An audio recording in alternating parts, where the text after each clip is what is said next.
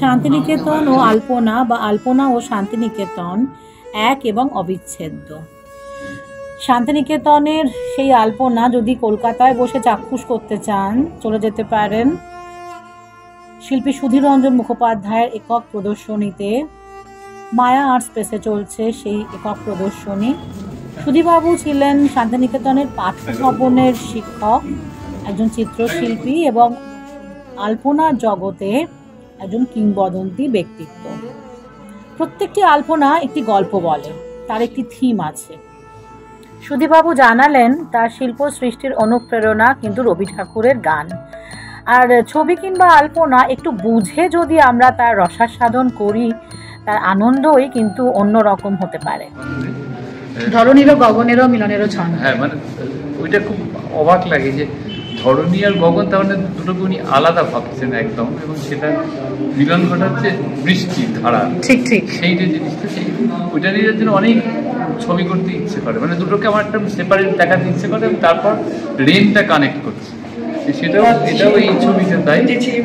হ্যাঁ, ওখানে বৃষ্টিটা খুব স্ট্রেট আসছে, ওই স্ট্রেট ইয়ের বৃষ্টিটা আসার ভাবনা আমার এই হোকুসাই থেকে এসছে, জাপানি আর্টিস্ট।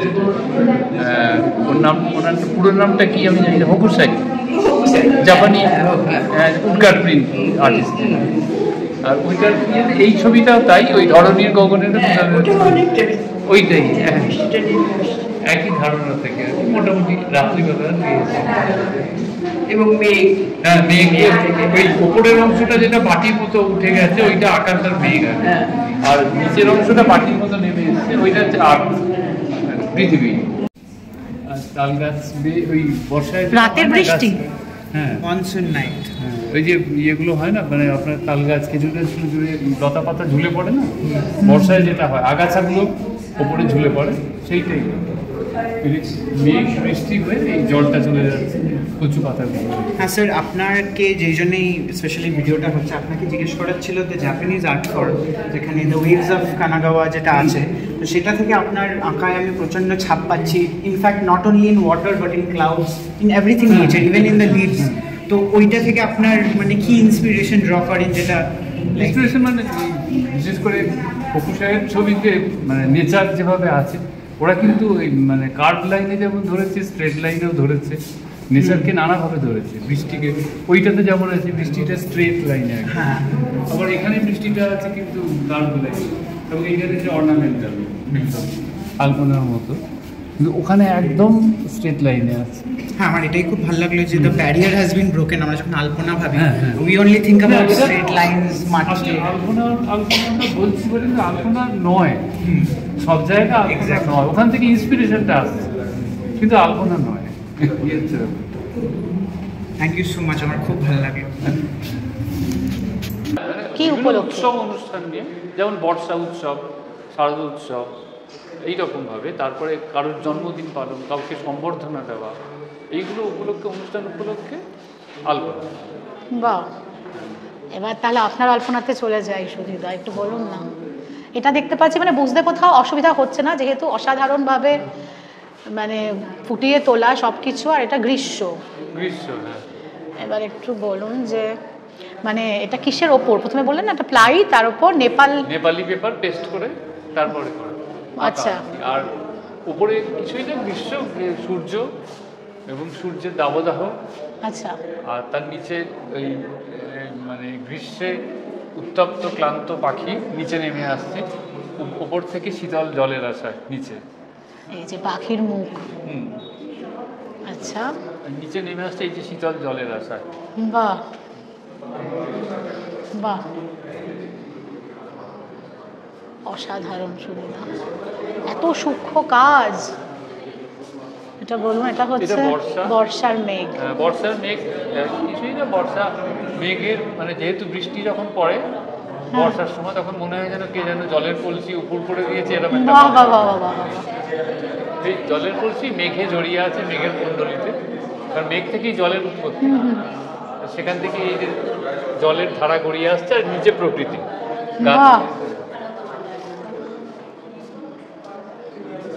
আপনি সৃষ্টিকর্তা এখানে, আর আপনি আমাকে বুঝিয়ে দিচ্ছেন, এ আমার পরম সৌভাগ্য। মানে মেঘ তার কলস উপর করে বৃষ্টিকে পাঠাচ্ছে পৃথিবীতে, আর পৃথিবী সবুজ হয়ে উঠছে, তাই তো? দারুণ। শরৎ, কাশফুল, পদ্ম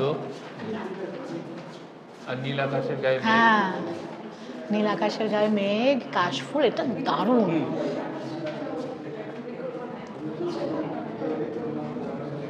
উফ,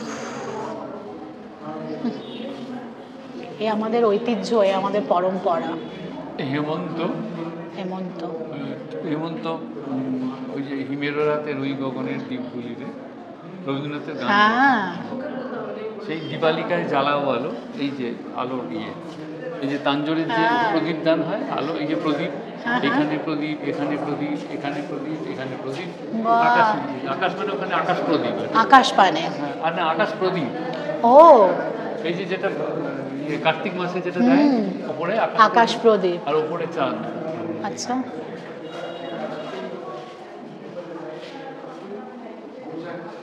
হিমেরও রাতে ওই গগনে দ্বীপগুলিরে, এটাই থিম, তাই তো? শীতকাল, এই সরি প্রি উইন্টার, হেমন্ত, এর পরেরটা শীত। এবার শীত। 6 ঋতু পেলাম আমরা পরপর। এটা শীতের হাওয়ায় ওই যে লাগলো নাচন আমলকির গালে গালে, এই পাতাগুলি শিরশিরিয়ে ঝরিয়ে দিল তালে তালে। অসাধারণ সুবিধা। শীতের হাওয়ায় লাগলো নাচন আমলকির ওই ডালে ডালে। তারপর এটা হচ্ছে বসন্ত, উপরে শিমুল আর নিচে পলাশ।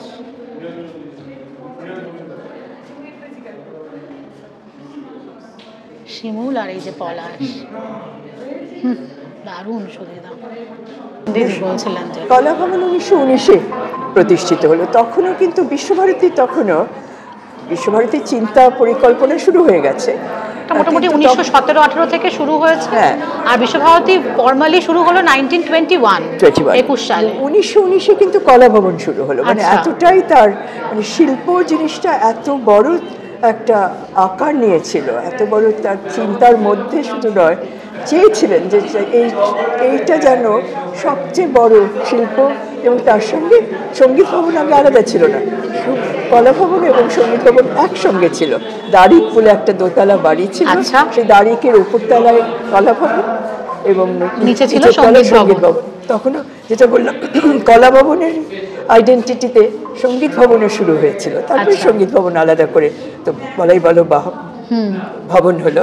কিন্তু আগে অনেকে যারা ছবি আঁকতেও শুরু করেছেন, আবার গানও শিখতে শুরু করেছেন, সঙ্গীতও শিখতে শুরু করেছেন। সেই জন্য এগুলোর এত যাকে বলে একটা নৈকট্য শুরু করলেন, নৈকট্যের কথা ভাবলেন যে একত্র হবে, এগুলো আলাদা করে নয়। এবং সমস্ত শিক্ষাচিন্তাটাই কিন্তু শান্তিনিকেতনের তাই, যে পাঠভবন এই একেবারে ছোট থেকে শুরু হবে, ছেলেমেয়ের লেখাপড়া, পাঠভবন পাঠ করবে, তারপরে হবে শিক্ষা ভবন অর্থাৎ কলেজের স্তরে যাবে, তারপরে হবে বিশ্বভারতী বা বিদ্যা ভবন এবং বিদ্যার স্তরে যাবে। এইগুলো একেবারে খুব গুছিয়ে চিন্তা করে এইভাবেই সাজানো হয়েছিল শান্তিনিকেতনের শিক্ষা চিন্তাটা, শিক্ষার কাজটা। এবং শিক্ষার কাজটা তো একটা অল্টারনেট এডুকেশন, একটা বিকল্প ব্যবস্থা। কারণ তখন কলোনিয়াল এডুকেশন, কলোনিয়াল স্কুলিং শহরে শুধু তাই, আর পুরোনো দিনের যে মাদ্রাসা শিক্ষা অনেক যাকে বলে প্রাচীন, সেইগুলো রয়েছে কিন্তু খুব সীমিতভাবে রয়েছে। মেইনলি কলোনিয়াল এডুকেশন অর্থাৎ যেটা এসেছে ইংরেজ শাসন থেকে, কিন্তু সেই শিক্ষার বিরুদ্ধে উনি কিন্তু ছিলেন না। কিন্তু উনি মনে করতেন সেই শিক্ষার একটা মস্ত বড় দুর্বলতা হচ্ছে আমাদের দিক থেকে, ভারতবর্ষের দিক থেকে, যেটা ভারতবর্ষের সংস্কৃতির সঙ্গে কোনো তার যোগ ছিল না। ক্লাসে হয়তো পড়ানো হচ্ছে যে ড্যাফোডিল ফুল কত সুন্দর, কিন্তু ড্যাফোডিল ফুল তো ছেলেমেয়েরা দেখতে পাচ্ছে না। তার থেকে যা ওর মনে হয়েছিল যে এই শিক্ষা ব্যবস্থার একটা বিকল্প দরকার, এবং শান্তিনিকেতনের শিক্ষা চিন্তা বিকল্প শিক্ষা চিন্তা। এবং ওর নিজস্ব কথাই বলেছিলেন যে উনি যেটা চেয়েছেন সেটা হচ্ছে একটা মডার্ন মেথড অফ এডুকেশন, প্রাচীন নয়, কারণ প্রাচীনটা মৃতপ্রায়। মৃত জিনিসকে আবার পুনরুজ্জীবিত করবেন, এটা ওর উদ্দেশ্য ছিল। Modern method of education but within an Indian cultural environment, ভারতীয় সংস্কৃতির একেবারে পরিবেশের মধ্যে যাতে এই নতুন শিক্ষা, বিকল্প শিক্ষার প্রসার হয়। আলপনা তো ঠিক সরাসরি রবীন্দ্রনাথের শুরু করা নয়। আচ্ছা, রবীন্দ্রনাথের ভাবনাই ছিল যে মানে শান্তিনিকেতন যেহেতু একটা তপবন আশ্রমের মতো ছাদে গড়া হবে এবং সেখানে ওই উন্মুক্ত আকাশের নিচে ছেলেমেয়েরা পড়াশুনো করবে, সারাদিন কাটাবে বিভিন্ন ঋতুতে গাছপালা নিচে, এবং সেখানে ওই মাটির ওপরে আলপনা থাকবে, এক একটা অনুষ্ঠানে সুন্দর করে সাজানো হবে। সেখান থেকেই আলপনার ইয়েটা আসে, ভাবনাটা সেখান থেকেই আসে। এবং সেই হিসেবে মানে প্রথম দিকে আলপনার ভাবনা জুগিয়েছেন কীর্তিমোহন সেন। আচ্ছা, আলপনা, শান্তিনিকেতনের আলপনা নন্দলাল বসুর দুই কন্যা গৌরী সেন এবং হরিভঞ্জ এবং যমুনা সেন, সরি, তার মধ্যে গৌরীভঞ্জই বিশেষ করে এই আলপনা শিল্পটার একেবারে পারদর্শী তো ছিলেনই, খুব গুণীও ছিলেন, নিজেই অনেক সৃষ্টি করেছেন। এবং আলপনা শিল্প অর্থাৎ যে কোনো লোক সংস্কৃতি থেকে যে শিল্প গড়ে উঠেছে, এগুলো তো সত্যি লোক সংস্কৃতি, এগুলো তো আগে তো শুধু পুজোর জন্যই ব্যবহার হতো, তারপরে এটা শিল্প হিসেবে অনুষ্ঠানের মধ্যে এলো। এগুলো ওদের ওখানকারই শান্তিনিকেতনেরই বলবো অনুষ্ঠানের মধ্যে নিয়ে এলেন, আগে শুধু পুজোর ক্ষেত্রেই ব্যবহৃত হতো, সেটা তো অন্যরকম ছিল, মা ঠাকুমারা যেটা দিয়ে থাকেন। ওই যে যেটা সুধীবাবু একটু আগে বললেন যে ওটা একটা ব্রত কথার মধ্যে, হ্যাঁ, এবং শুধু ব্রত, হ্যাঁ, কথা ব্রত শিল্প কি করে তৈরি হলো, কারণ মানে মানুষ পুজো করবে, একটু কোনো কিছু একটু সুন্দরভাবে করার জন্য একটু করে আলপনা দিয়ে সেইখানেই যেন ওদের ব্রতটা যেন প্রতিষ্ঠিত হলো। গৌরীভঞ্জ বলতে ধরুন আমি যেটুকু জানি আর কি, যে গৌরীভঞ্জকে দিয়ে নটির পূজাতে মূল চরিত্রে উনি নাচ করিয়েছিলেন, মানে সেই যেটা ওনার উদ্দেশ্য ছিল যে শিক্ষিত মধ্যবিত্ত মেয়ের পায়ে আমি ঘুমুর তুলব বাঙালিদের আর কি। সেটা বলুন না, ওনার সঙ্গীত ভবনের যে ইতিহাস, তাতে সঙ্গীত ভবনে বলাই বাহুল্য নৃত্য একটা সিলেবাসের, উনি আরো ভালো জানবেন আমার থেকে। না, সত্যি সত্যি এটা মানে এমনি বলার জন্য বলছি না, কিন্তু নৃত্যটা শেখানো যেত না তখন নৃত্য হিসেবে, কারণ তার বিরুদ্ধে একটা বড় গোছের মনোভাব ছিল যে মেয়েরা যাতে না নাচে, এবং সেই জন্য কিন্তু নৃত্যের শাস্ত্রটা শেখানো হতো, সিলেবাসের মধ্যেই ছিল। আচ্ছা, যখন নটির পূজা উনি লিখছেন তখন নটির ভূমিকায় গৌরীভঞ্জ তখন ছাত্রী, এবং নন্দলাল বসু এবং তার স্ত্রী একটু চিন্তিত হলেন, কারণ তখন গৌরীভঞ্জ বাগদত্তা, এগুলো কিন্তু ডকুমেন্টেড। গৌরী বসু তখনও ভঞ্জ হবেন তখনও বাগদত্তা, ওরা একটু ভাবনা করছেন যে যদি শ্বশুরবাড়ি থেকে তাদের একটু মনক্ষুণ্ণতা হয়, তাই রবীন্দ্রনাথকে নন্দলাল নিজে একটুখানি জানিয়েছিলেন সেটা, যে আমাদের এরকম একটা ভাবনা রয়েছে, ওর স্ত্রীর কথা বলে।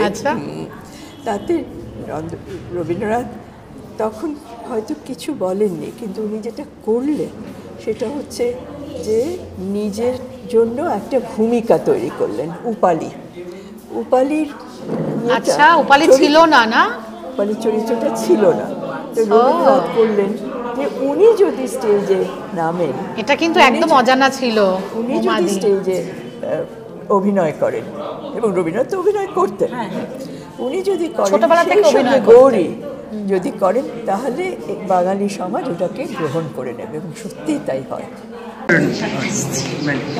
নন্দলাল বসু তো মানে হস্তশিল্পী ছিলেন, কিন্তু উনি তো এগুলো সবই করতে পারতেন, কিন্তু ওনার তো কলাভবনকে তখন তৈরি করতে হচ্ছে অনেক রকমের, যাকে বলে আর্ট, ওপেননেস ইন আর্ট আনতে হচ্ছে।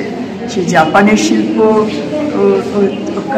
কলাভবনে একটা বিশেষ যাকে বলে স্থান পেয়েছিল, এবং ভারতীয় শিল্প এবং ভারতীয় শিল্পর মধ্যে মিনিয়েচার আর্ট দিয়ে ওরা শুরু করেছিলেন, কারণ অবনীন্দ্রনাথ তখন মিনিয়েচার আর্টই করতেন।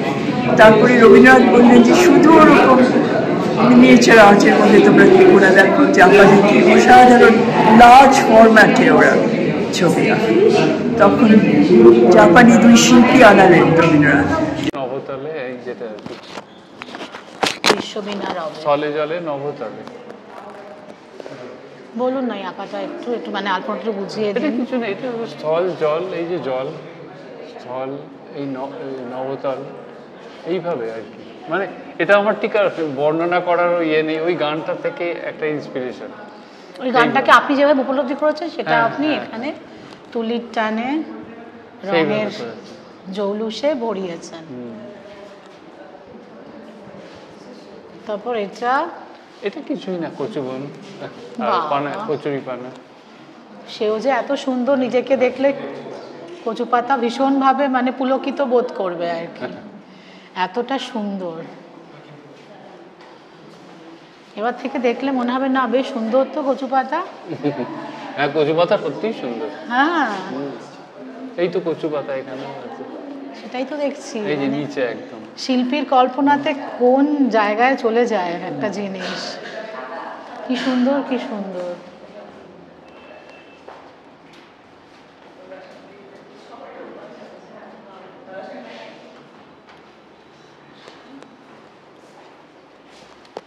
অশোক ফুল, এইটা নিচেরটা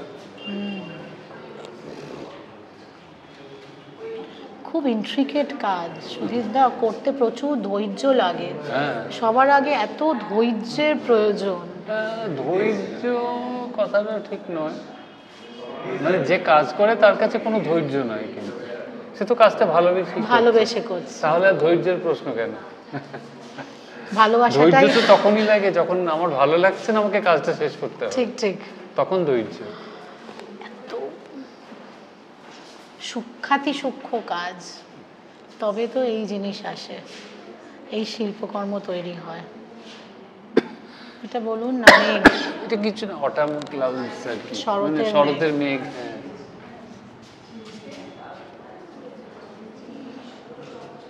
কি অসাধারণ।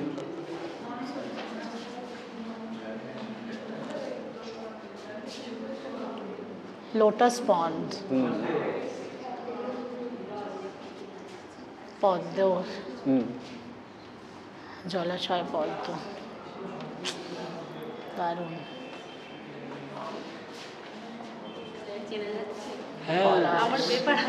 আমার নাম নিলয়, সুধীদা স্টুডেন্ট। আমি সুধীদার স্টুডেন্ট এবং আলপনা শান্তিনিকেতনের আলপনার ভীষণ বড় একজন ভক্ত। এই যে একটা রয়েছে যেখানে স্টাডি বলে লেখা আছে, স্টাডি, ও হ্যাঁ ঠিক তো, স্টাডি অফ ফ্লাওয়ার নাগালিঙ্গ। আরও দু একটা স্টাডি অশোকের দিকে আছে। এইগুলো আমার মনে হয় অ্যাজ আ স্টুডেন্ট, আমার মনে হয় এইগুলো খুব আমাদের দিক নির্দেশ করে যে একটা অ্যাকচুয়াল জিনিস বা অ্যাকচুয়াল ফুল, সেটাকে শিল্পকর্মতে ফাইনালি পোর্ট্রে করার আগে কী পন্থা দিয়ে উনি যাচ্ছেন, আচ্ছা, জায়গাটাকে উনি কীভাবে ভাঙছেন এবং সেটাকে আলপনায় কীভাবে রূপান্তরিত করছেন। মানে এই যে যেমন এই যে ছোট ছোট যে অংশগুলো যেগুলো, বা এই যে এখানে একটা হেলিক্স, একটা স্পাইরাল, এই যে এক্সট্রা কিছু স্পাইরাল, এক্সট্রা কিছু দাগ, এইগুলো দিয়ে একটা নর্মাল আকন্দ ফুলকে আলপনার একটা পরিমণ্ডলে আনা হচ্ছে। এইটা আমাদের কাছে কিছু কিছু একটা দিক নির্দেশ করে দেয় যারা শিখতে যান, এবং মানে আমার মনে হয় যারা নতুন শুরু করছেন, যারা আর্ট লাভার, মানে শেখার দরকার নেই, জাস্ট আর্ট অ্যাপ্রিসিয়েশনের জন্যেও এগুলো দিয়ে কানেক্ট করা যায়, বুঝবার চেষ্টা করছে, উপলব্ধিতে আনার চেষ্টা করছে। আমরা ভীষণভাবেই কৃতজ্ঞ স্যারের প্রতি যে উনি এত সুন্দরভাবে আমাদের ভেঙে বুঝিয়ে দেন, কাজে মুখে সব রকমভাবে। তাহলে একটু বলো, এই যে ওয়েভসটা, sea wave, study of sea waves. হ্যাঁ, এখানেও দেখতে পাবো যে ওয়েভসের অনেক ব্যঞ্জনাময় দিক রয়েছে। বাহ, মানে আমরা নর্মাল যেরকম দেখি, কিন্তু এখানে অনেক হেলিক্যাল, অনেক স্পাইরালস গুলো এসেছে এবং সেটাকে আরো অর্নামেন্টাল করে তুলেছে। এখানে এটা পাশে এবার আসি, এটা আমরা দেখছি স্টাডি। এটা যখন প্রথম ইমাজিনেশন বা কল্পনাতে কবি মানে শিল্পী প্রথম যখন আনছেন, তাই তো? ঠিক। তারপর সেটাকেই যখন রঙের ছোঁয়া লাগছে তার মধ্যে, সেই কল্পনাই তখন কীরকম একটা শিল্পরূপ পায়, এটাই তার উদাহরণ। এই তার পাশাপাশি এই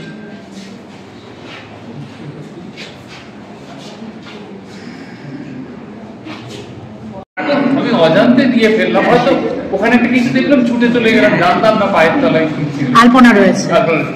আমরা যদি খুব মানে ব্রত আলপনার যুগে ফিরে যাই, তাহলে দেখবো যে ওই গ্রামের মহিলারা যে আলপনা দিতেন, লক্ষ্য করলে দেখা যাবে যেখানটায় ব্রত পালন করছে সেই জায়গাটা তো অন্যদিন ওরা হেঁটে যাচ্ছে, কিন্তু যখন আলপনা দিচ্ছেন গোবর মাটি নিকিয়ে যখন আলপনা দিচ্ছেন, ওটাই কিন্তু দেবতার অধিষ্ঠান, দেবতার অধিষ্ঠান ওইটা। আপনি এটা আমাদের শিখিয়েছিলেন দাদা, যে যে জায়গাটায় ধানের যে গোলা রয়েছে সেটা অন্য দিন কেউ গিয়ে হয়তো পা দিয়ে সে গোলাতে ধান করেছে, কিন্তু যেদিন পুজো করা হচ্ছে তখনই সেই জায়গাটুকু পবিত্র হয়ে যাচ্ছে। এটা আপনি আমাদের ক্লাসে দুবার বলেছেন। সেটা তো মানে ইয়ের দিক গেল, সংস্কারের দিক গেল, কিন্তু এমনিতে এটা তো একটা ওয়ার্ক অফ আর্ট বলতে গেলে। হ্যাঁ, সেটাই আর কি, সেটা মন থেকে ইয়েটা থাকা উচিত নয়।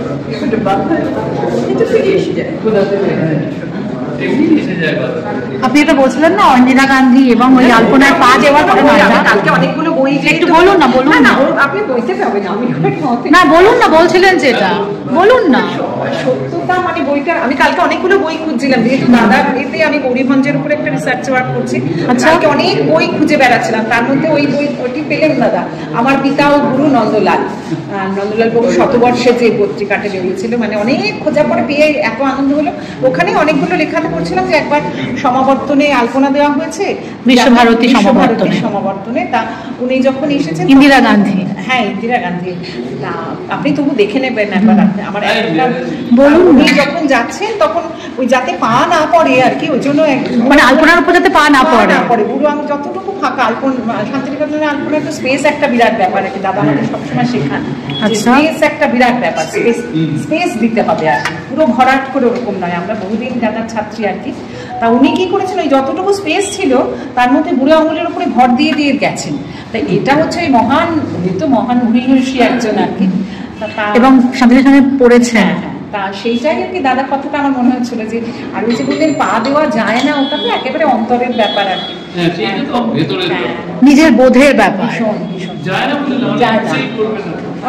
এত সুন্দর শিল্পকর্ম যে পা দেওয়াটা খুব প্রশ্নই আসছে না। আর এখন ওই জন্য বোধহয় মাঝখানটুকু ফাঁকা রাখা হয়, দুপাশে আলপনা দেওয়া, তাই দাদা? মাঝখানে একটা কখনো কিন্তু এই ঘটনাটা খুব মানে অবাক করতে গিয়ে, বইপত্রগুলো এত সুন্দর, মানে নন্দলাল বাবু শতবর্ষের যাদের লেখা আছে,